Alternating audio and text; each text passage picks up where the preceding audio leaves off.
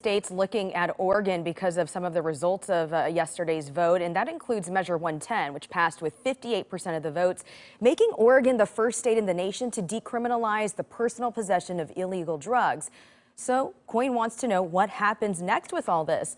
Our Lindsay Nadrich looked into it for us today. Lindsay, tell us more. Well, Measure 110 makes possession of small amounts of LSD, oxycodone, heroin, cocaine, and some other drugs a civil infraction.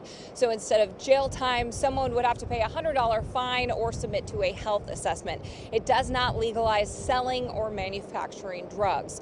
The measure goes into effect February 1st, but there's still a lot of work to be done. The measure diverts money from marijuana taxes to fund treatment services, so a statewide grant program needs to be set up.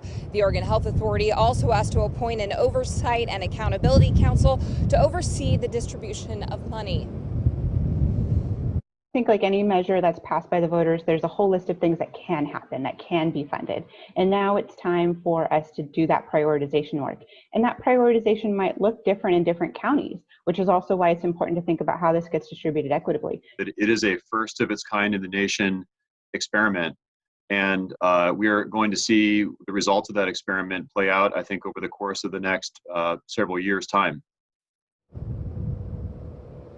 Washington County District Attorney Kevin Barton, who was outspoken against the measure, says his office will see fewer possession of controlled substance cases as a result of the measure.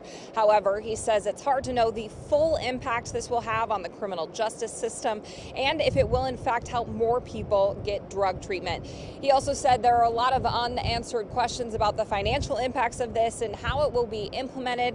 I'll have much more on that coming up at 5 o'clock.